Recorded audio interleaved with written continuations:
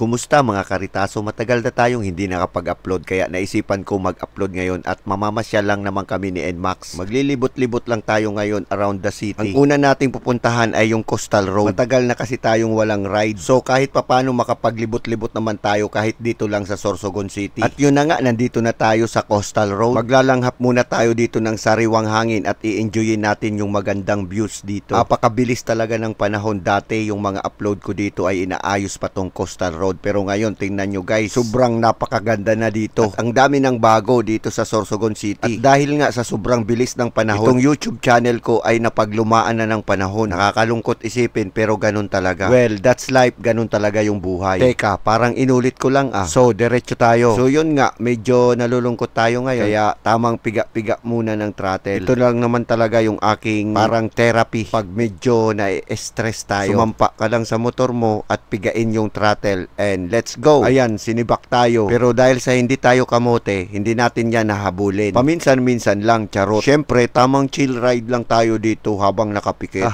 Loko lang. Nililibang ko lang kayo habang nagmumotor-motor tayo dito. Habang pinapanood natin tong sobrang ganda na sikat ng araw. Astig ng view, diba? Oh, ayan pa. Sobrang ganda. Nakakalibang talaga. Hala, sige. Mag-overtake na tayo at i-enjoy na natin itong sikat ng araw. At siya nga pala, meron na namang bagong daan na kinoconstruct dito at pag natapos yan, pupuntahan natin yan. So, nandito na tayo sa Balogo Sports Complex. Maglilibot-libot lang tayo dito. Ang sarap dito mamasyal, lalo na sa gabi. Isa ito sa mga pinakasikat na lugar dito ngayon sa Sorsogon. Dito ginaganap taon-taon yung celebration ng birthday ng aming mayor. Tinatawag tong Pasalinggaya. Lahat imbitado kahit taga-ibang planeta ka pa. Madami kang mapapanalunan ng mga parapol, kotse, motor at mga appliances. Ganyan kaastig yung mayor namin dito. At hindi lang yun, pag may mga dumalong mga supot dito, meron pang premyo. Oo, tama yung naririnig nyo, mga supot. Binibigyan ng pera ng gobernur namin dito yung mga supot. Maniwala kayo sa hindi, pero totoo yun. Nandito tayo ngayon sa SM. Pabalik na tayo papuntang Coastal Road. Dadaan tayo saglit sa pier ng Sorsogon City, na kung saan dito ako madalas mag-jogging nung active pa ako sa basketball. Madaling araw nandito na ako. Mag-uumpisa ako sa paglakad-lakad. Kapag mainit-init na, tatakbo na ako. Pero ngayon, hindi ko na magawa yon. Bakit kaya? Sabi ng iba, kalabaw lang yung tumatanda. Pero hindi totoo yon, budol yon. Kaya nga, hanggang motor na lang tayo ngayon eh. Naalala ko pa nung bata pa ako. Namimingwit kami dito. Alam nyo ba kung ano ang nahuhuli namin dito? Pero hindi ko na sasabihin. Siyempre, baka mabash pa ako. Pero pag pinilit ako, hindi ko pa din sasabihin. Madami talaga ako memories sa pier na to. Pero hindi ko pa din sasabihin. Baka makaldag tayo ni Commander. Oh, para hindi na humaba tong video na to at hindi kayo magsawa sa vlog ko, punta tayong Pinakulan, na kung saan nung bata pa ako, pag pumupunta kami dito, pinapalo ako ng nanay ko. Kasi isa itong isla at ang tawag nito ay Pinakulan Island. At alam nyo ba kung ano ang ibig sabihin ng Pinakulan? Galing to sa words na pakol. Ibig sabihin,